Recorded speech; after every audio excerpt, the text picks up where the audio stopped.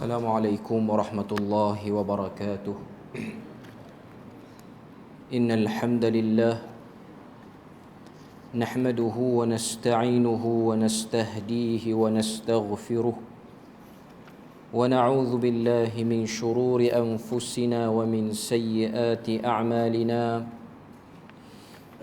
من يهده الله فلا مضل له ومن يضلله فلا هادي له.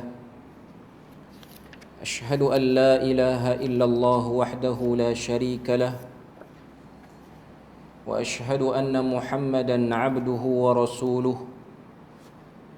يا أيها الذين آمنوا اتقوا الله وقولوا قولا سديدا يصلح لكم أعمالكم ويغفر لكم ذنوبكم ومن يطع الله ورسوله فقد فاز فوزا عظيما. الحمد لله الذي بنعمته تتم الصالحات. ربنا آتنا من لدنك رحمة وهيئ لنا من أمرنا رشدا.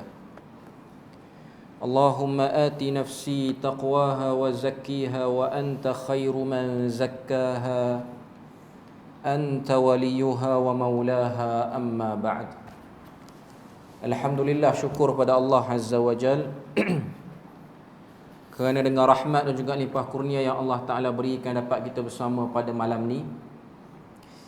InsyaAllah kita menyambung perbahasan daripada risalah Indahnya Pesan Luqman Al-Hakim. Alhamdulillah, saya tengok buku pun dah ada pada jemaah sekalian. Cuma mungkin buku tu kulit baru. Yang saya ni kulit lama. Ini cetakan pertama. Cetakan pertama 2019. Yang ulang cetak tu kulit dia lain, tapi isi dia sama. Saya dah tengok perbandingan, tak ada penambahan apa-apa pun. Dia cuma tukar kulit saja. Okay. Jadi sebelum pada ni, kuliah kita sebelum ni kita dah bahas pengenalan awal surah Luqman. Yang mana penulis dia letakkan, kalau kita buka muka surat 1, ada 9 poin. Dan untuk bahagian pertama ni dia tak banyak benda pun, 2-3 muka surat je. Risalah kita ni ada 29 subtopik. Nak kata bab, dia taklah terlalu panjang, tapi 29 benda lah yang dibahaskan dalam buku ni, yang akan fokus dia kepada surah Luqman. Tapi kalau kita tengok, kalau kita buka muka surat 5, iaitu Nas surah Luqman dan terjemahannya, dia mulakan dengan ayat 12 sampailah ayat yang ke-19. Dia tak mula dengan ayat 1. Sebab apa? Sebab pesanan Luqman tu memang ayat 12 sampai 19.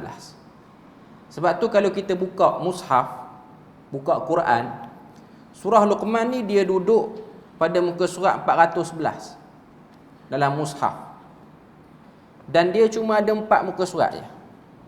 34 ayat, ada 4 muka surat. Muka surat pertama ayat 1 sampai 11, muka surat kedua 12 sampai 19, muka surat yang ketiga, yang ni dalam Quran, bukan dalam buku, dalam Quran, okey, iaitu ayat yang ke-20 sampai 28. Dan muka surat terakhir 414 dalam mushaf ni ialah ayat 29 sampailah ayat yang ke-34. Buku kita ni 29 perkara, 29 subtopik yang diletakkan oleh penulis ni, Ustaz Syahri Abdul Rahman ni, dia nak bahas wasiat Luqman antara ayat 12 sampai 19. Itu saja.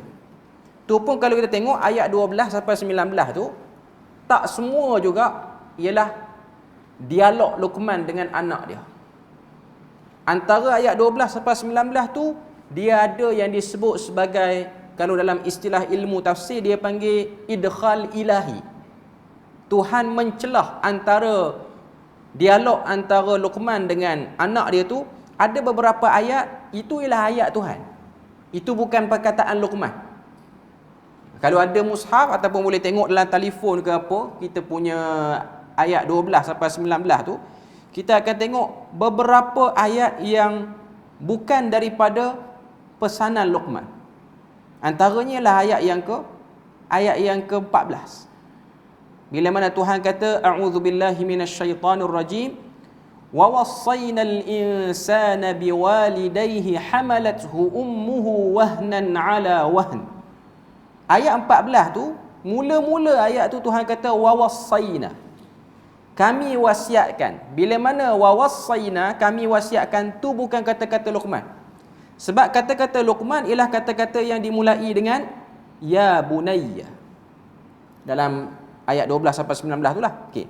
Maknanya kalau kita jumpa perkataan ya bunayya ataupun perkataan-perkataan yang lebih kurang nak menunjukkan berlakunya dialog, contohnya wa iz qala Luqman, ini ialah dialog Luqman. Memang itu ialah percakapan Luqman dengan anak. Jadi antara ayat yang 12 sampai 19 tu tak semua juga percakapan Luqman. Okay.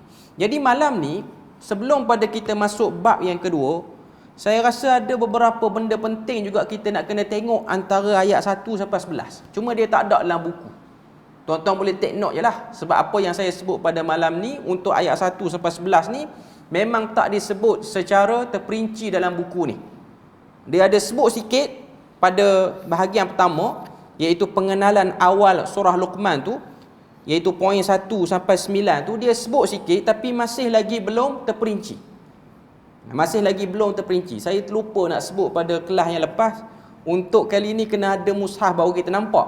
Tapi kalau tuan-tuan nak tengok dalam Quran, dalam telefon ke, Android ke, apa semua, iPhone ke apalah, okay, boleh tengoklah. Ayat 1 sampai 11 ni dia duduk satu muka surat. 12 19 ni muka surat sebelah. Okay.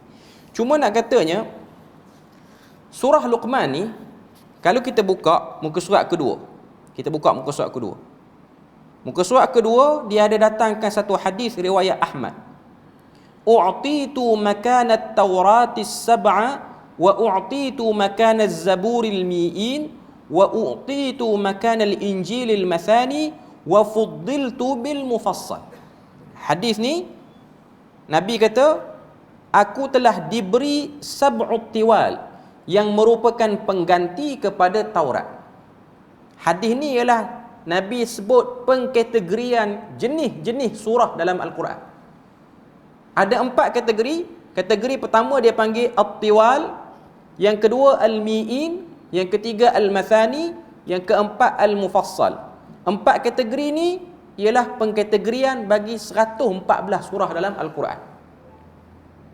At-Tiwal, tiwal ni maksud dia panjang, ialah surah Al-Baqarah, Fatihah masuk sekali lah, surah Al-Fatihah sampai At-Taubah. 9 surah ni semua surah-surah yang panjang, 100 ayat lebih kecuali Al-Fatihah, dan juga kecuali surah Al-Anfal tak sampai 100. Cuma nak katanya ini dikategorikan sebagai At-Tiwal, panjang, cerita banyak, hukum hakam pun banyak dalam tu.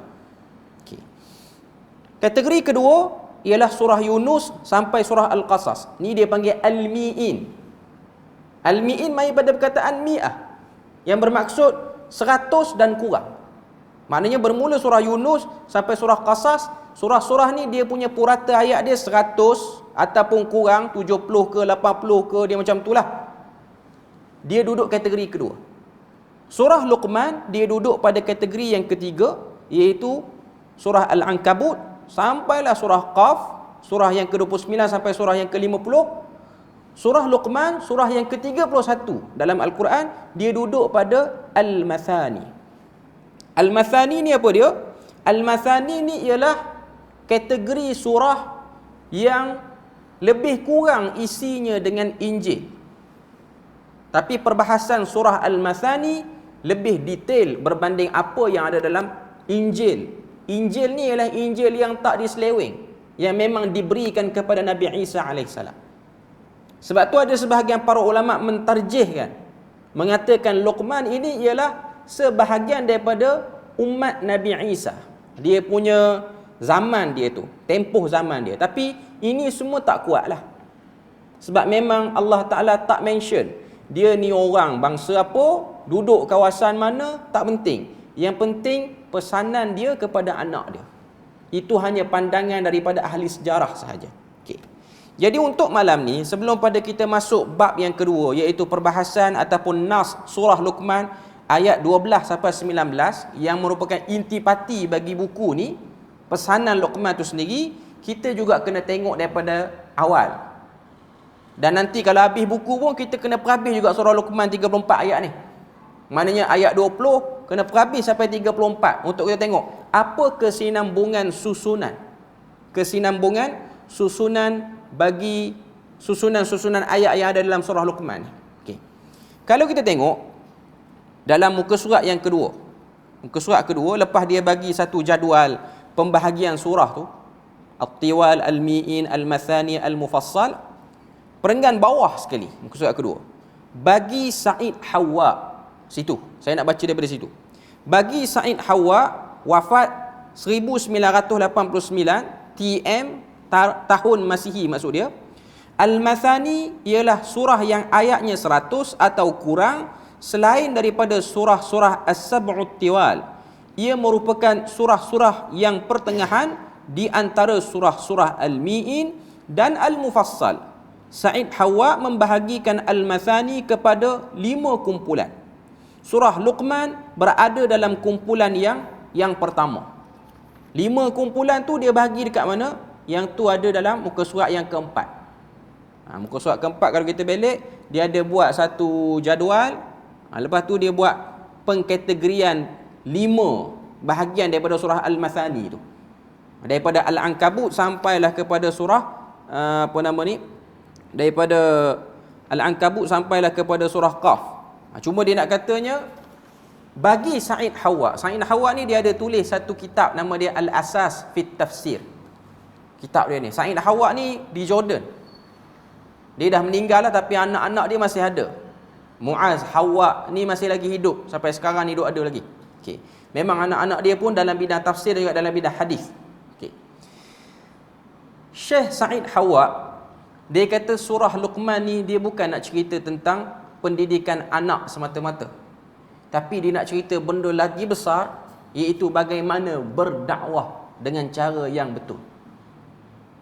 Bagaimana berdakwah dengan cara yang betul. Sebab kalau kita tengok dalam surah Luqman, Luqman waktu panggil anak dia nak nasihat tu, dia panggil dengan panggilan yang sangat lembut. Ya bunai.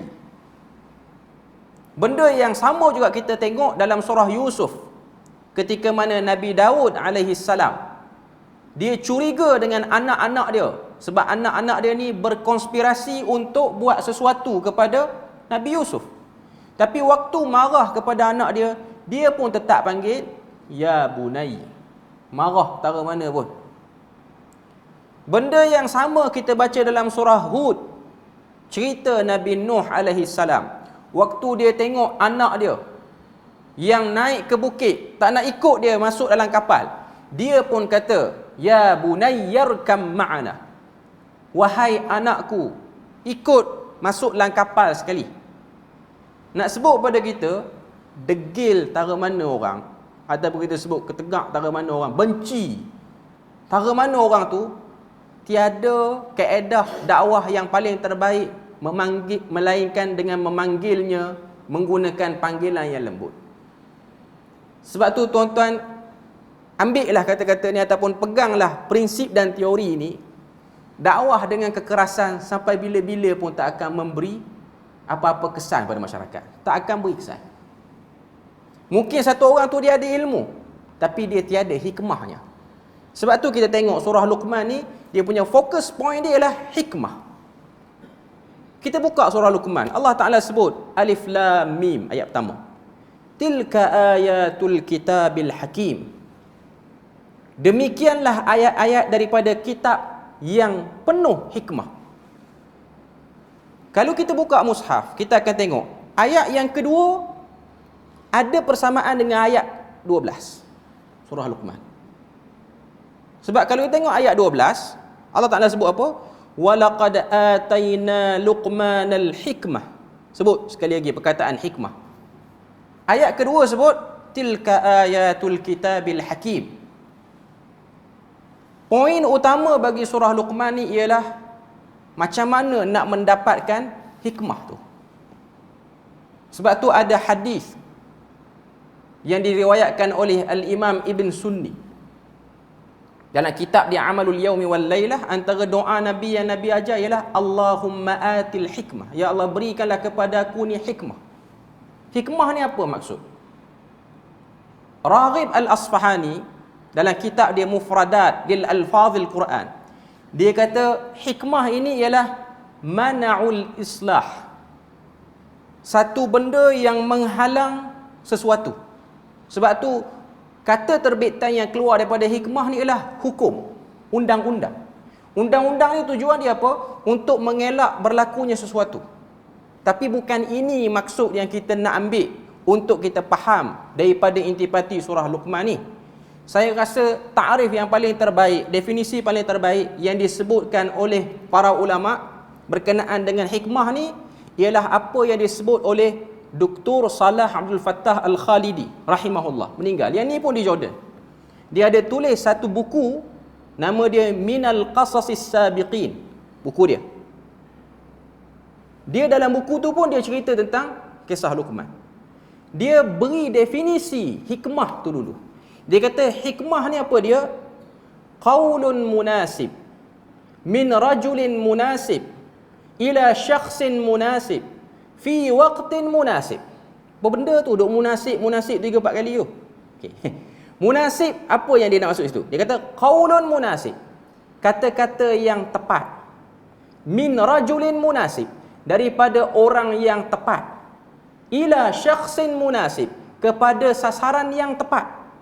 Fi waqtin munasib, pada waktu yang tepat. Itu maksud hikmah. Orang berpengetahuan belum tentu dia bijaksana dalam memberikan pengetahuan dia. Sebab tu nak beri apa-apa, terutama benda-benda berkaitan dengan manfaat Quran ni, kita kena tengok availability pihak yang nak terima maklumat tu. Dia bersedia ataupun tidak. Sebab tu nak buat apa-apa program, nak bercakap benda-benda, tambah-tambah benda-benda yang ada dalam Quran ni, Quran, hadis apa semua ni, benda-benda yang memang syaitan tunggu je. Siapa cakap, maka akan adalah godaan-godaan kepada orang yang dengar benda dia cakap. Jadi orang yang nak menyampaikan dakwah ni, nak menyampaikan kata-kata yang hikmah ni, kata-kata yang tepat ni, dia kena pilih waktu. Dia tak boleh cakap merapu ataupun hentam macam tu, dia tak boleh. Dia kena tengok keadaan. Sebab itulah seorang pendakwah, dia kena juga belajar ilmu kemasyarakatan. Dia bukan hanya latih diri ni pandai orator semata-mata, pandai bercakap je. Kadang-kadang pandai bercakap ni dia syok sendiri je.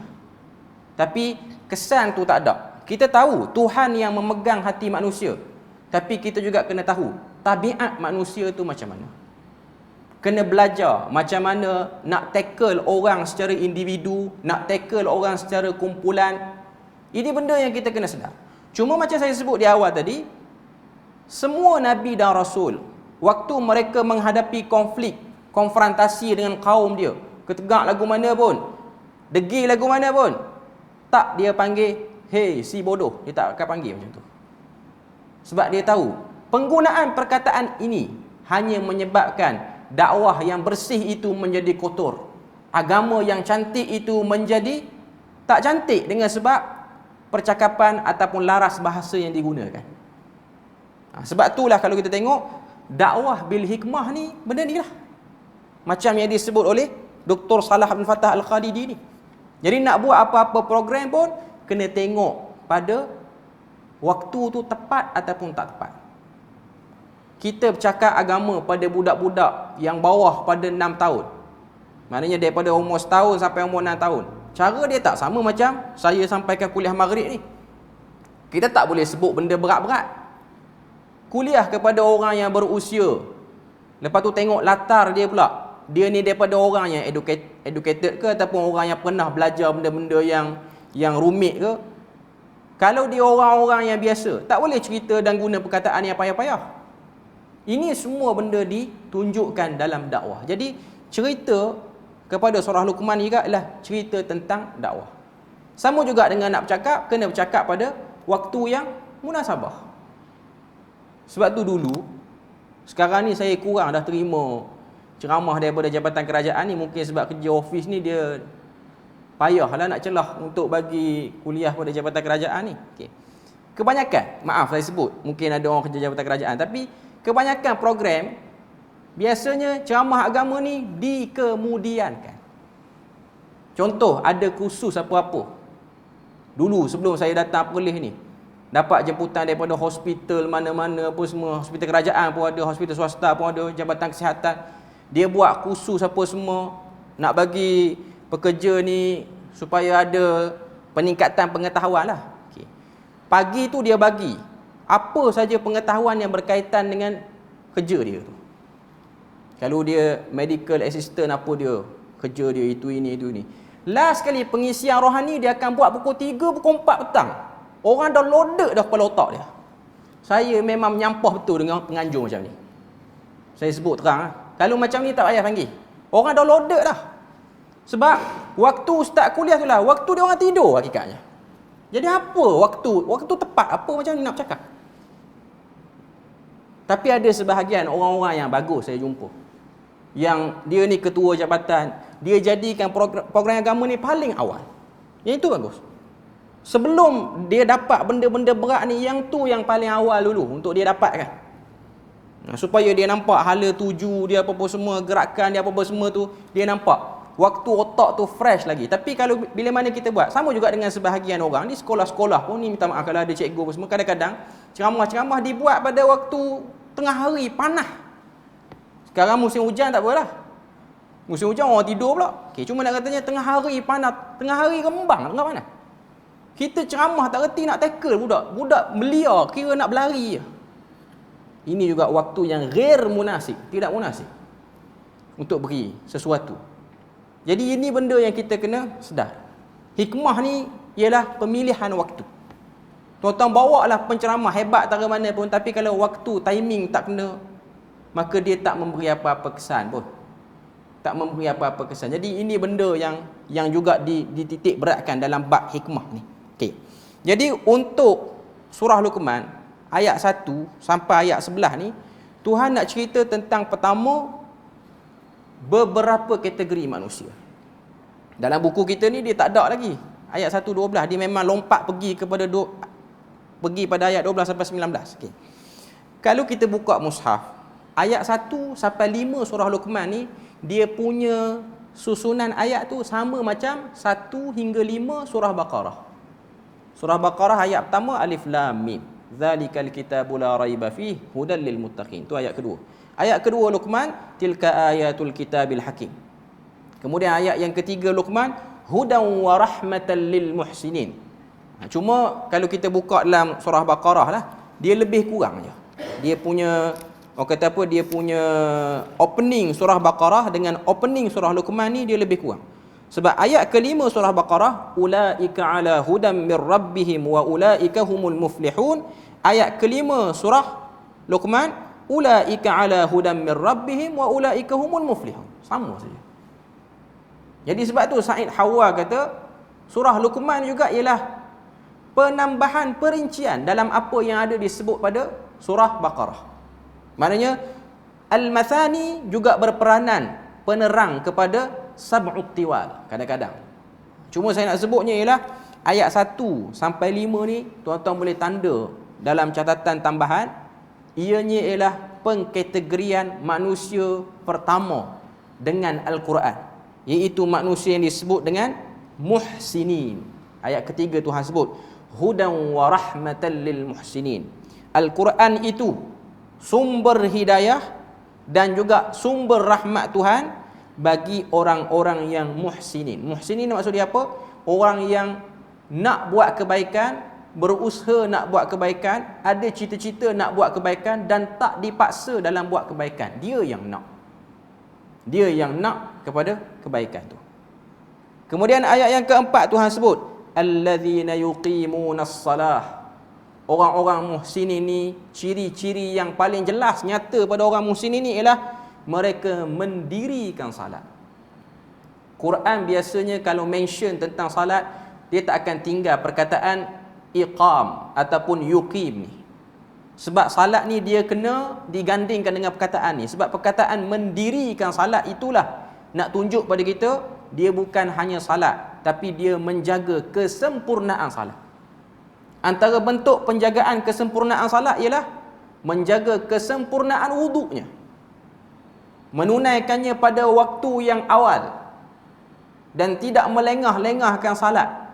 Sebab melengah-lengahkan salat itu bukan tanda muhsini, itu tanda orang terbeban dengan salat dia. Sebab tu kita akan tengok nanti antara pesanan Luqman Al-Hakim kepada anak dia juga ialah, ya bunayya aqimis salah, wahai anakku, tunaikan salat. Jadi awal-awal lagi dia sebut orang muhsin ini, antara ciri pertama dia ialah dia mendirikan salat, dia jaga salat dia. Sebab tu dalam hadis Nabi sebut antara kenikmatan yang Allah Ta'ala campakkan dalam hati orang beriman ni, dia ada perasaan al-intidharu minas salah ila salah, tunggu dari satu salat ke salat seterusnya. Dia ada perasaan tak sabar nak salat tu, sebab dia tahu salat itulah seperti mana yang disebut oleh Nabi, qurratu ain. Ini ialah kayu ukur seorang muslim. Sebab tu Nabi sebut dalam hadis riwayat Ahmad, pembeza, pembatas antara muslim dengan kafir ialah salat. Man taraka salata muta'ammidan, siapa-siapa yang tinggalkan salat dengan sengaja, faqad kafara jihara, jelas kafirnya, tak perlu lagi nak persoal. Cuma hadis ni ada khilaf di kalangan para fuqaha untuk menetapkan kufur ke tak kufur orang yang tak salat. Kita tahu mazhab Ahmad bin Hanbal, mereka mengatakan orang tak salat sama ada tak salat dengan sebab malas, dalam masa yang sama dia taklah mengingkari kewajipan salat, pun kufur.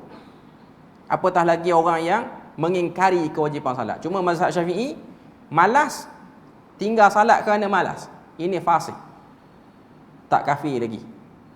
Cuma nak katanya ialah ini ialah pandangan para fuqaha, melihat kepada kecenderungan dia orang lah dalam memahami dalil. Cuma nak katanya salat ni penting. Salat ni ialah benda-benda yang utama. Dia bukan daripada perkara-perkara yang duk tengah ataupun duk ujung. Dia duk atas sekali, dia duk utama. Taklah paling atas. Paling atas tu tauhid. Cuma nak katanya ialah salat itu. Salat itu melatih satu orang tu sabar. Macam mana satu orang tu kita boleh kata dia sabar? Dia boleh salat. Pertama, dia boleh tahan diri dia waktu dia menunaikan satu-satu salat tu. Dan yang kedua, dia tahan diri dia untuk sentiasa salat sehari semalam di sepanjang umurnya. Itu kriteria pertama muhsini. Kriteria kedua muhsini berdasarkan ayat keempat Tuhan sebut, wa yu'tunaz zakah. Mereka ini selalu menunaikan zakat. Zakat tu dengan makna dua. Pertama zakat wajib, yang kedua zakat sunat. Zakat wajib ni ialah zakat lah, zakat fitrah, zakat harta kalau cukup haul, zakat apa saja. Zakat sunat ni apa dia? Sedekah, hadiah pada orang. Wahum bil akhirati hum yuqinun. Tuhan kata dan mereka ni dengan berita akhirat cukup-cukup yakin. Mereka tak rasa risau, mereka tak rasa ragu, mereka tak rasa nak petikai apa-apa, tak ada. Ini ialah contoh orang-orang muhsinin. Kalau kita baca surah Baqarah, diorang digolongkan dalam golongan muttaqin. Sebab ayat kedua surah Baqarah sebut hudan lil muttaqin. Quran ni ialah hidayah bagi orang bertakwa. Cuma surah Luqman dia muhsinin. Dia sebut tentang muhsinin. Kemudian Tuhan bagi satu deklarasi umum, pengisytiharan umum. Orang muhsinin yang salat, yang menunaikan zakat, yang percaya akhirat, mereka ni sentiasa berada di atas hidayah daripada Tuhannya, dan mereka itu ialah orang-orang yang berjaya. Berjaya sini maksud ialah berjaya akhirat. Memang seorang mukmin ni kejayaan yang dia dambakan ialah kejayaan akhirat. Kejayaan dunia ni kecil je. Cuma biasanya yang akan mengiringi orang-orang yang kejar kejayaan akhirat ni juga kejayaan dunia.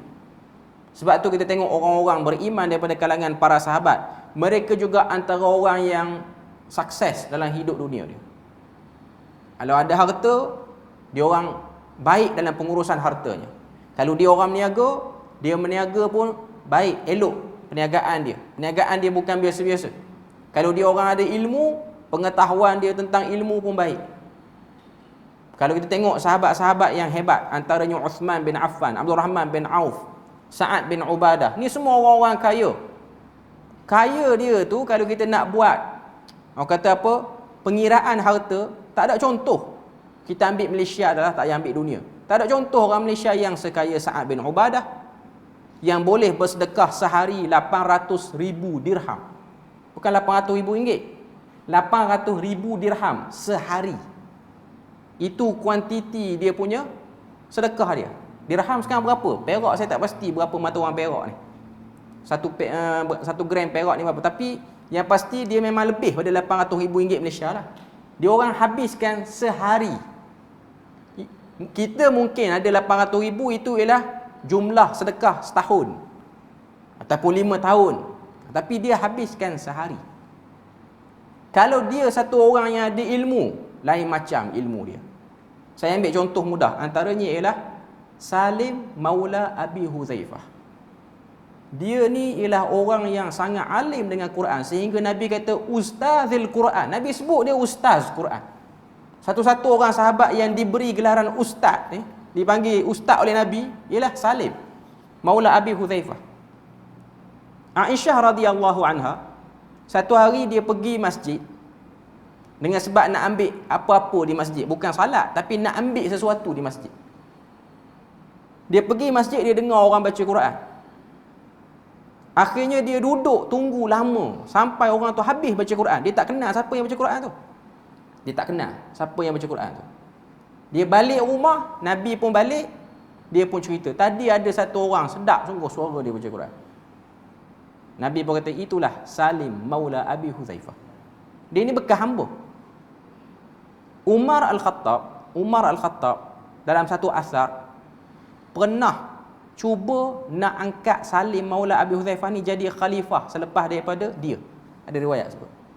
Tak nak ambil Uthman tu. Dia kata, kalau lepas aku ni, mati aku ni, kita ambil Salim jadi khalifah. Sebab apa? Sebab dengan Quran yang ada pada diri dia tu, menyebabkan kepimpinan yang ada pada diri dia tu berkembang. Jadi nak katanya dahsyatlah Salim Maula Abi Huzaifah ni. Iman dia orang, keterlibatan, hubungan dia dengan Al-Quran lain macam. Selain pada tu ialah Abdullah bin Abbas tu memang kita tak nafikan dia antara sahabat yang Tuhan beri pada dia kefahaman Quran. Cuma nak katanya interaksi dengan Quran tu menyebabkan dia orang menjadi sahabat-sahabat yang hebat. Okay. Kemudian ayat yang ke-6.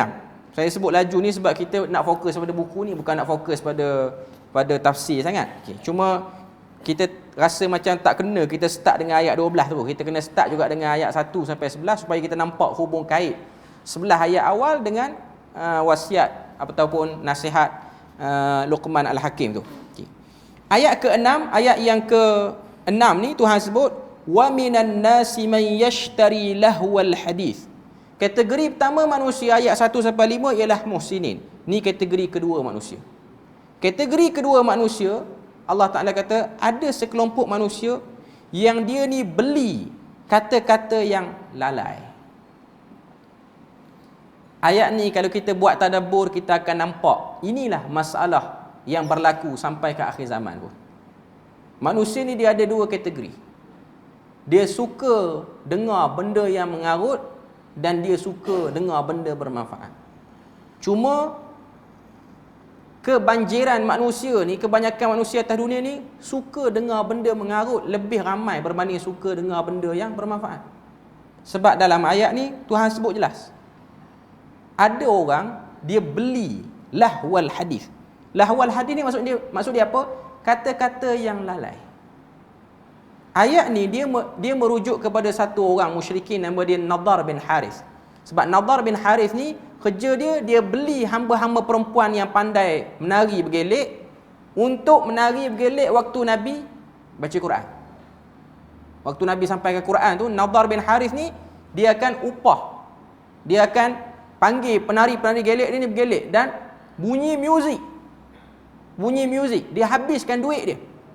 Bukan setakat dia panggil orang menari bergelek, dia pun baca buku-buku sejarah kehebatan bangsa Rom dan Parsi. Dia pergi kedai buku di Rom Parsi tu baca.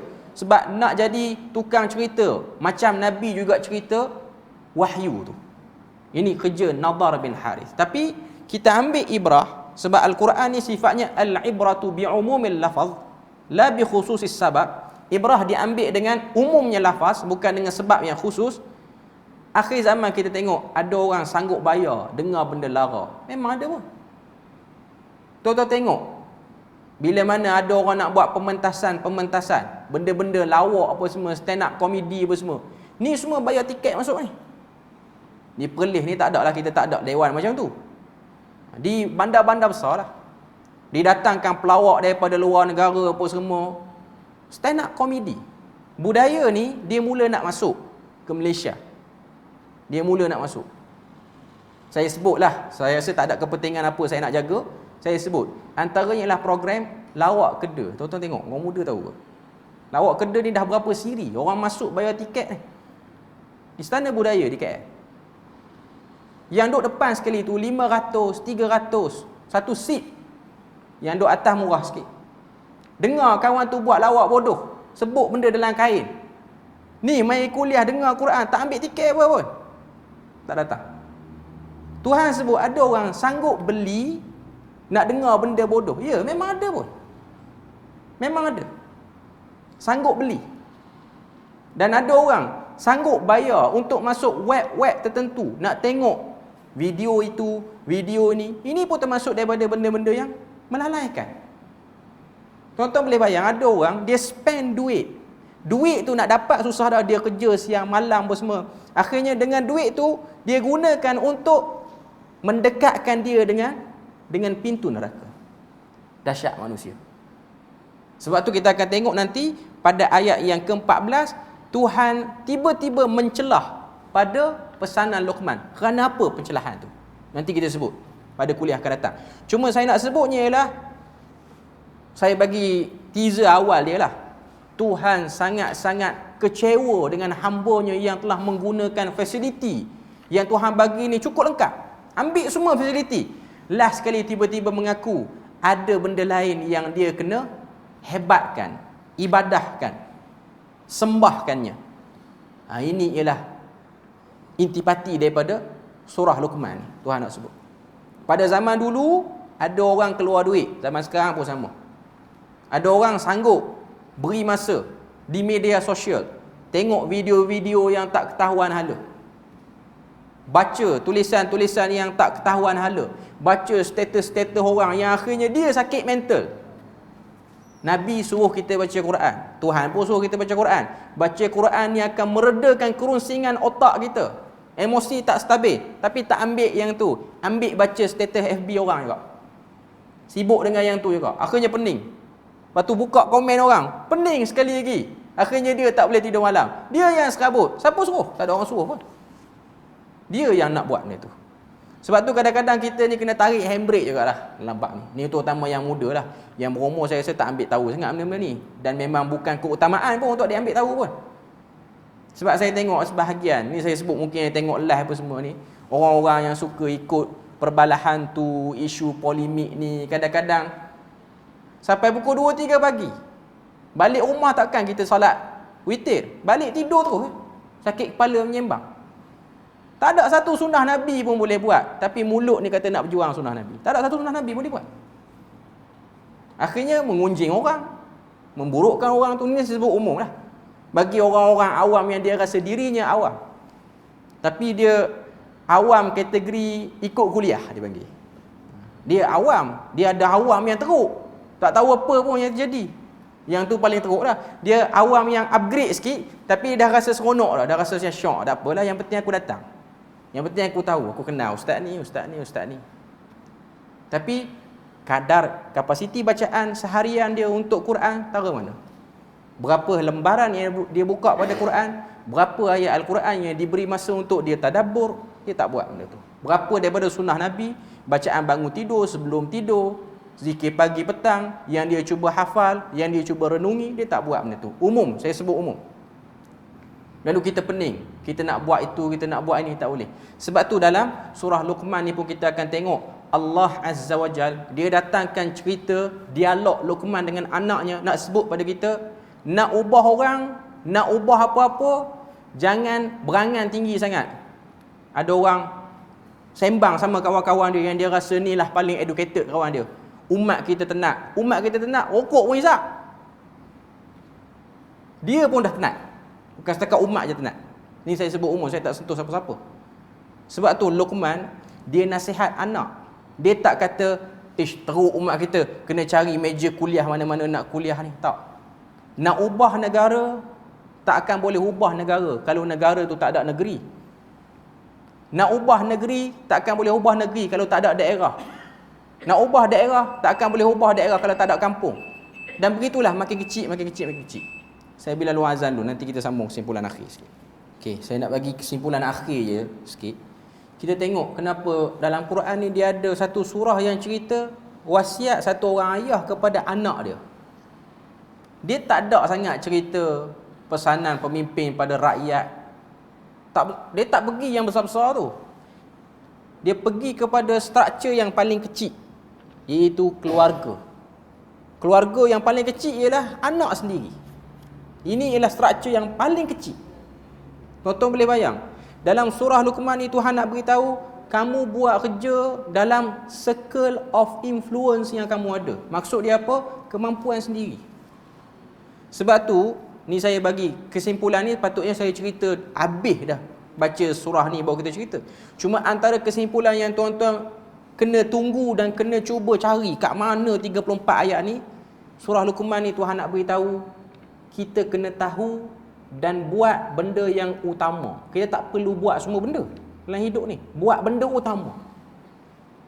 Pengetahuan yang sekian banyak di dunia ni, tak semua benda pun kita wajib tahu. Tapi kita kena tahu yang utama. Tak menjadi masalah pun kalau kita tak pandai semua bidang. Tapi kita tahu, kita sebagai hamba ni, dalam kita nak buat hubungan dengan Tuhan ni, pengetahuan apa yang utama? Yang tu lebih utama. Sebab ada orang, dia berpengetahuan. Contoh, pada surah-surah lain, Tuhan sebut tentang Bani Israel, ahli kitab, berpengetahuan. Tapi tindak tanduk, kerja harian, muamalat, semua lawan pada isi kitab. Walaupun dia tahu benda tu ada dalam kitab. Dia berpengetahuan. Kita sebut sebagai orang yang educated lah punya orang. Tapi tak beramal. Yang ni tak hikmah. Tiada hikmah. Okay. Jadi kita akan tengok pada kali yang akan datang penjelasan pada baki ayat yang ke-7 sampai ayat ke-11 tu, baru kita akan masuk pesanan Luqman yang ada dalam buku ni. Poin yang kedua. Sebab saya rasa intro surah ni 1 sampai 11 tu penting untuk kita tahu, supaya kita jangan nampak surah Luqman ni setakat cakap tentang macam mana nak nasihat anak, tapi dia sebenarnya menceritakan tentang bagaimana membaiki jati diri Muslim hakikatnya. Macam mana nak sampaikan ilmu dengan betul, nak berdakwah dengan betul, macam apa yang disebutkan oleh Said Hawa itu. Dan kata kunci yang kita kena ingat ialah hikmah. Sebab dalam ayat ni, dalam banyak tempat dalam surah Luqman ni, dia akan bold pada, highlight pada perkataan hikmah. Hikmahnya Luqman. Lalu hikmah tu nak tarik masuk dalam hidup kita. Jadi kita berpada situ je untuk malam ni.